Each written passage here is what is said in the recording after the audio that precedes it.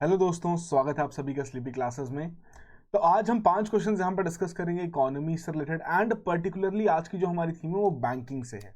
तो ये कुछ क्वेश्चंस यहाँ पर देखते हैं, थोड़ा करंट अफेयर का मिक्सचर रहेगा, थोड़ा स्टैटिक पोर्शन आज हम डिस्कस करेंगे।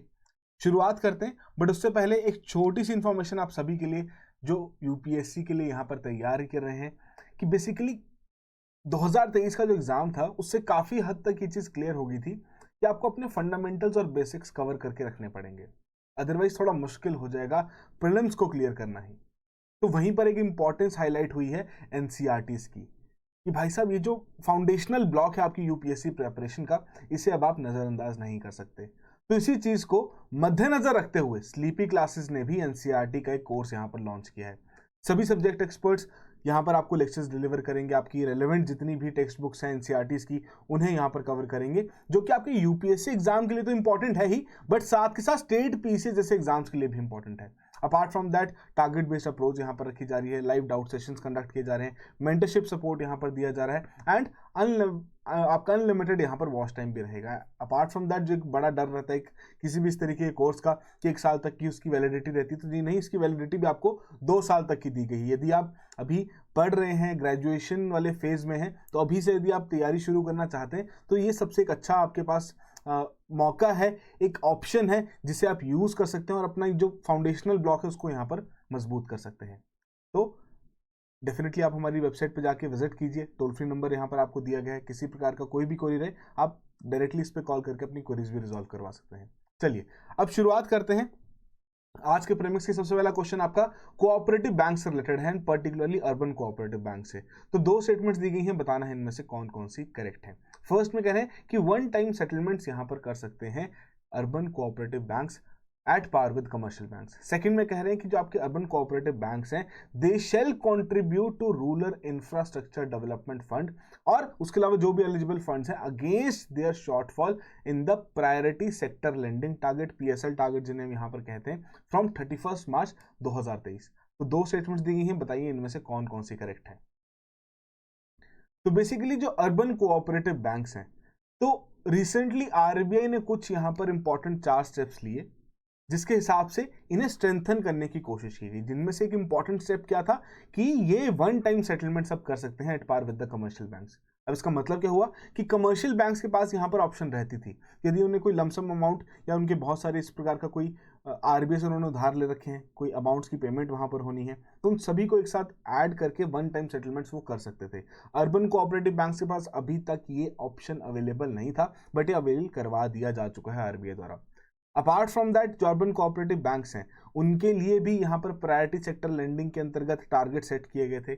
हालांकि जो उनका टारगेट था कि मार्च 31 2023 तक 60% ऑफ देयर जितनी भी लेंडिंग की जा रही है वो पीएसएल टारगेट के हिसाब से वहां पर होनी चाहिए। तो कमेंट बॉक्स में सबसे पहला काम तो आपका ये है, ये बताइए कि पीएसएल टारगेट के अंतर्गत किन किन सेक्टर्स को वहां पर लेंडिंग करने की बात की गई है। ठीक है, चलिए तो 31 मार्च तक का टारगेट रखा गया था कि 60% उनकी जो लेंडिंग है वो पीएसएल कैटेगरी को यहां पर होनी चाहिए, बट अब उसे एक्सटेंड कर दिया गया है अगले साल तक, 31 मार्च 2024 तक का यहां पर उन्हें टाइम पीरियड दिया गया है। बट यदि किसी प्रकार का भी कोई शॉर्टफॉल रहता है जो वो पूरा नहीं कर पाते पीएसएल टारगेटिंग को पूरा करने के लिए, तो वो कैसे पूरा कर सकते हैं अर्बन कोऑपरेटिव बैंक्स कि रूरल इंफ्रास्ट्रक्चर डेवलपमेंट फंड जो कि नाबार्ड द्वारा यहाँ पर मैनेज किया जाता है, या फिर और जो ऐसे एलिजिबल फंड्स रहेंगे जो कि आरबीआई टाइम टू टाइम वहां पर नोटिफिकेशन निकाल के उन्हें इन्फॉर्म करता रहेगा, उनमें भी वो कंट्रीब्यूट करके अपनी पीएसएल की जितनी भी टारगेटिंग है उसे पूरा कर सकते हैं।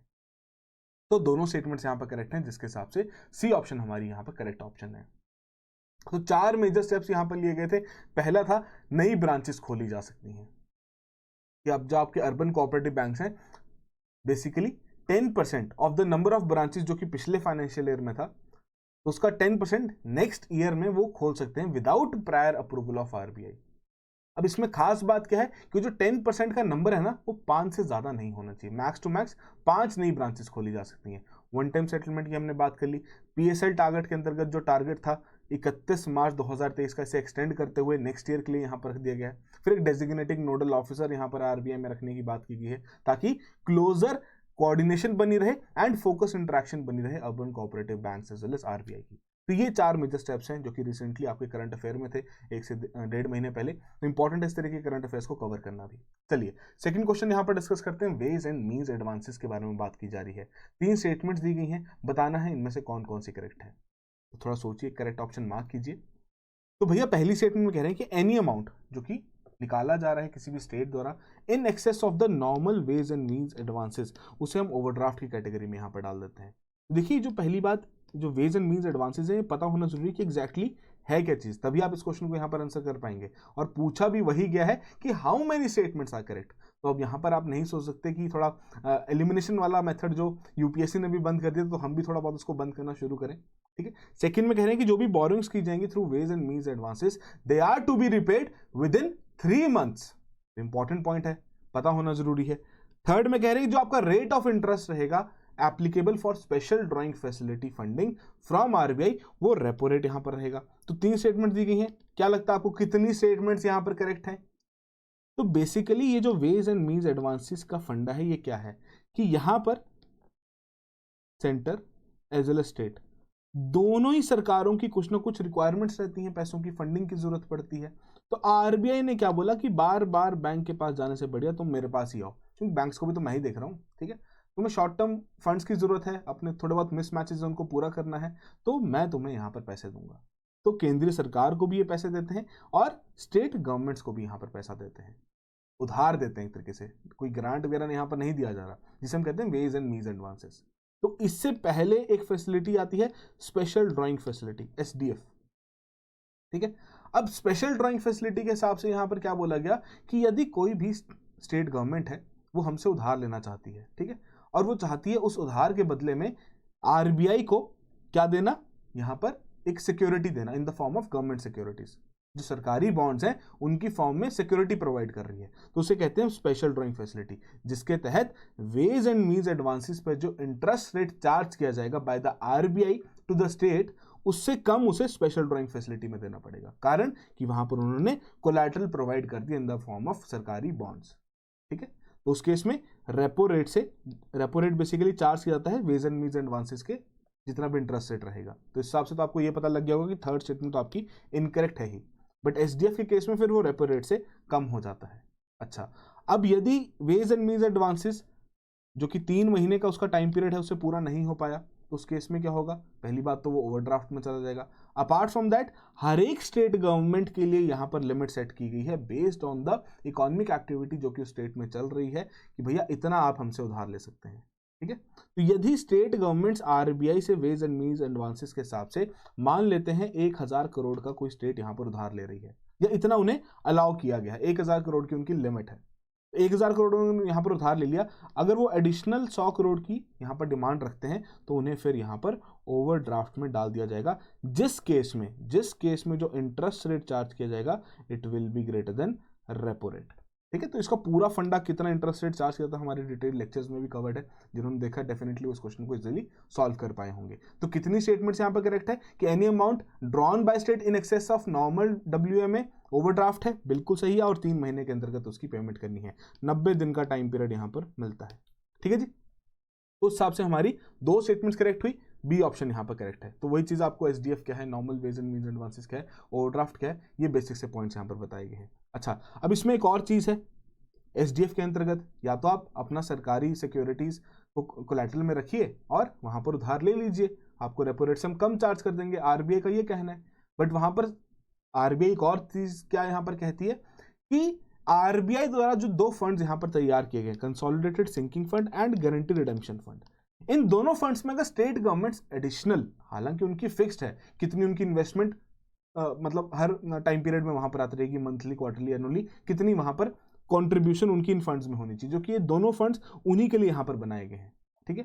कंसोलिडेटेड सिंकिंग फंड, किसी प्रकार का घाटा हो रहा है स्टेट गवर्नमेंट्स को, भैया यहां से पैसा ले सकते हैं। गारंटी रिडेम्पशन फंड की वहां पर उधार दे रखे हैं बहुत सारे, ठीक है जी, अब गारंटी को रिडीम करना है तो उस केस में इन फंड्स को यूज कर सकते हैं। हालांकि इसके बारे में हम पहले भी डिस्कशन कर चुके हैं पहले वाले लेक्चर्स में।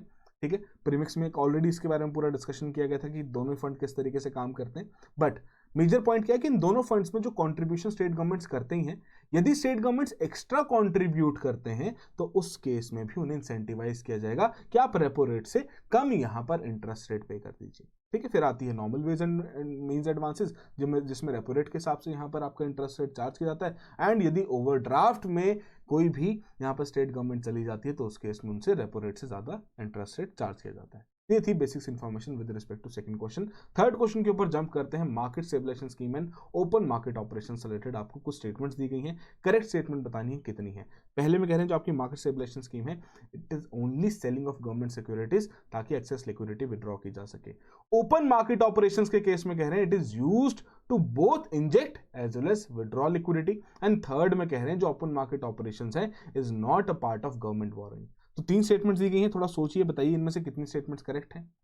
तो देखिए ओपन मार्केट ऑपरेशंस हम पढ़ते ही रहते हैं कि भाई साहब ये एक आरबीआई द्वारा एक टूल यहां पर तैयार किया गया है जिसके माध्यम से यदि इकोनॉमी में लिक्विडिटी बढ़ जाए तो उसको बाहर निकालने के लिए भी यूज किया जा सकता है, एंड यदि लिक्विडिटी कम पड़ जाए तो इंजेक्ट करने के लिए भी ओपन मार्केट ऑपरेशन यूज किए जा सकते हैं। अब इंजेक्ट करने के लिए यहां पर आरबीआई द्वारा क्या किया जाएगा, आरबीआई यहां पर एक तरीके से बाइंग करेगी ऑफ द गवर्नमेंट सिक्योरिटीज। ठीक है जी, यदि लिक्विडिटी इंजेक्ट करनी है, बढ़ानी है। बट यदि आरबीआई को लिक्विडिटी कम करनी है तो उस केस में आरबीआई क्या करेगा, वहां पर सेलिंग करेगा ऑफ द गवर्नमेंट सिक्योरिटीज ताकि इकोनॉमी से पैसा बाहर निकाल सके। ये तो रहे आपके ओपन मार्केट ऑपरेशंस का हिस्सा। फिर आती है मार्केट स्टेबलाइजेशन स्कीम। अब मार्केट स्टेबलाइजेशन स्कीम का ऑब्जेक्टिव सिंपली क्या रखा गया कि जितना भी पैसा यहां निकाला जाएगा, या बेसिकली एक तरीके से सिर्फ और सिर्फ लिक्विडिटी को निकालने के लिए ये आपका टूल यूज किया जाएगा। अब लिक्विडिटी निकालनी है, कम करनी है, तो उस केस में यहां पर क्या रहेगा, वहां पर open market operation market stabilisation scheme के माध्यम से यहां पर सेलिंग की जाएगी गवर्नमेंट सिक्योरिटीज की। अब गवर्नमेंट सिक्योरिटीज यहां पर मार्केट में दी गई, एक्सेस जितना पैसा था बाहर निकाला गया। बट अब दोनों के बीच में मेजर डिफरेंस यहां पर क्या है कि यदि सरकार को बोरोइंग करनी है ना, सरकार को अपनी बोरोइंग्स करनी है अपनी गवर्नमेंट सिक्योरिटीज के माध्यम से इजीली करते हैं। ठीक है जी, गवर्नमेंट सिक्योरिटीज का यहाँ पर रोल ही यही है।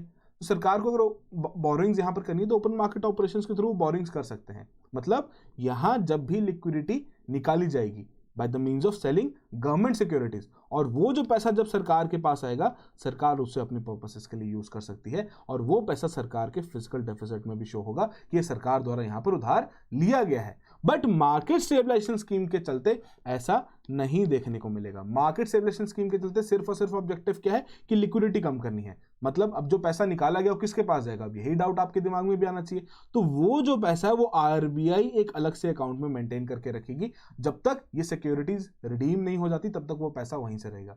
हालांकि अब इसका ये मतलब नहीं है कि जो बॉन्ड्स यहां पर बेचे जा रहे हैं by the means of market stabilisation scheme उन पर कोई इंटरेस्ट रेट नहीं मिलेगा या कूपन रेट नहीं मिलेगा, बिल्कुल यहां पर मिलेगा, और वो एडिशनली सरकार को ही यहां पर पे करना पड़ेगा।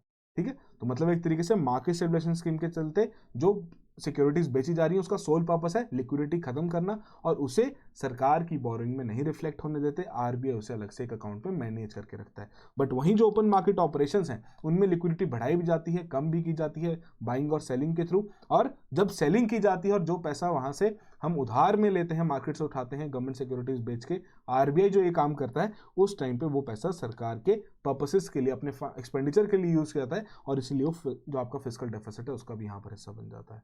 तो उस हिसाब से जो पहली स्टेटमेंट है कि भैया सिर्फ और सिर्फ एक्सेस लिक्विडिटी ही इंजेक्ट करने के लिए यहाँ पर यूज किया जा रहा है, बिल्कुल करेक्टली यहाँ पर बताया गया है। सेकंड में कहा गया कि ओपन मार्केट ऑपरेशंस यूज किए जाते हैं दोनों ही पर्पसेस के लिए, but open market operations definitely आपकी गवर्नमेंट बोरोइंग का यहाँ पर पार्ट बनते हैं। ठीक है, तो उस हिसाब से स्टेटमेंट इनकरेक्ट होगी। ठीक है, एमएसएस गवर्नमेंट बोरोइंग का पार्ट नहीं बनता। तो कितनी स्टेटमेंट्स करेक्ट हुई, अगेन 2 स्टेटमेंट्स करेक्ट हैं, जिसके हिसाब से बी ऑप्शन यहाँ पर करेक्ट ऑप्शन, और वही पूरी कहानी आपको यहाँ पर भी समझाई गई है। तो एक बार प्लीज इस एक्सप्लेनेशन से गो थ्रू कर लेना।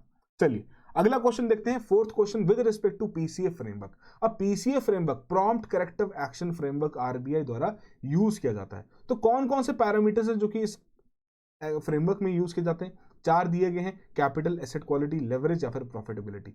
तो थोड़ा सोचिए, करेक्ट ऑप्शन यहां पर मार्क कीजिए, बिल्कुल फैक्ट बेस्ड क्वेश्चन आपके लिए रखा गया है। प्रॉम्प्ट करेक्टिव एक्शन, नाम से ही क्लियर हो रहा है कि यदि कोई गलती कर रहा है उसको करेक्ट करने का यहां पर काम किया जाएगा।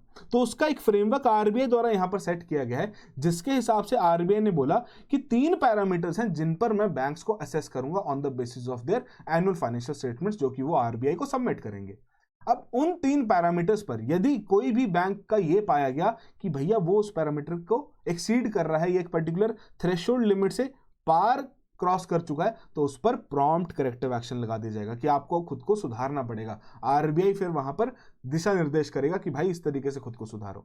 तो उसमें से कौन कौन से वो 3 पैरामीटर्स हैं? Capital, asset quality, leverage, profitability नहीं है। प्रॉफिटेबिलिटी पहले होता था जब 2021 में आपकी चेंजेस किए गए थे, उसके बाद से प्रॉफिटेबिलिटी नहीं रखा गया। तो D option, it is one of those parameter जो कि आरबीआई द्वारा यूज नहीं किया जाता। ठीक है, तो ये 3 आपके पैरामीटर्स यूज किए जाते हैं। सिंपल सी कहानी क्या है, इन तीनों पैरामीटर्स के कुछ कुछ इंडिकेटर्स यहाँ पर दिए गए। सीआरए हो गया, CRAR, capital risk weighted asset ratio, फिर आपका एसेट क्वालिटी के लिए एनपीएस यहाँ पर यूज किए जा रहे हैं, नेट नॉन परफॉर्मिंग एडवांसेस कितने हैं। ठीक है जी, लेवरेज के लिए आपका मिनिमम टियर 1 लेवरेज रेशो यहाँ पर यूज की जा रही है। उनमें से जो जो वैल्यूज यहाँ पर सेट की गई हैं, उनमें से अगर कोई भी वैल्यू यहाँ पर थ्रेशोल्ड की वैल्यू को क्रॉस कर जा रही है किसी बैंक के लिए, तो उस पर उस प्रकार से पीसी फ्रेमवर्क एप्लीकेबल कर दिया जाएगा। और हो सकता है बैंकिंग ऑपरेशंस को भी हॉल्ट कर दिया जाए यदि वो इस प्रकार से रिस्क थ्रेशोल्ड 3 को क्रॉस कर दे। तो बेसिक्स आइडिया होना जरूरी है, किस तरीके से काम करता है, एक्जैक्टली क्या वैल्यूज है। मैं आपको एडवाइस नहीं करूंगा कितना ज़्यादा डिटेल में पढ़ो, बट हाँ, ये जो पर्टिकुलर टर्म्स है, सीआरएआर क्या होता है, आपकी CET1 रेशो क्या होती है, नेट नॉन परफॉर्मिंग एडवांसेस क्या होते हैं, इनके बारे में पता होना बहुत जरूरी है। ठीक है, तो ये कई बार आपके स्टेटमेंट के तौर पर पूछ ली जाती है। चलिए बढ़ते हैं फिर लास्ट क्वेश्चन की और। एक्सपेंशनरी पॉलिसी से रिलेटेड यहां पर बात की जा रही है कि in response to a severe economic downturn, जो सेंट्रल बैंक ऑफ द किसी भी देश के, उन्होंने डिसाइड किया कि इंप्लीमेंट करते हैं एक्सपेंशनरी मॉनेटरी पॉलिसी ताकि हम बूस्ट कर सकें economic activity and then money supply increase कर सकें। ठीक है, तो बेसिकली यहां पर पूछ रहे हैं कि which of the following action is the most likely to be taken by the central bank. First में कह रहे हैं कि इंक्रीज करते हैं इंटरेस्ट रेट्स ताकि सेविंग्स इंकरेज करें, रिड्यूस करें बोरिंग्स। सेकंड में कह रहे हैं कि इंप्लीमेंट करते हैं कॉन्ट्रैक्शनरी मॉनेटरी पॉलिसी ताकि इन्फ्लेशन को कंट्रोल कर सकें। थर्ड में कह रहे हैं कि बाय करते हैं government securities in open market. And fourth में कह रहे हैं कि रिजर्व रिक्वायरमेंट जो रहती है कमर्शियल बैंक्स के लिए, उसको यहां पर बढ़ा देते हैं। तो आप खुद ही सोचिए, यदि वहां पर एक्सपेंशनरी मॉनेटरी पॉलिसी यूज करनी है तो उस केस में हमारा ऑब्जेक्टिव क्या रहेगा कि भैया मनी जो सप्लाई है इकोनॉमी में बढ़ाई जाए।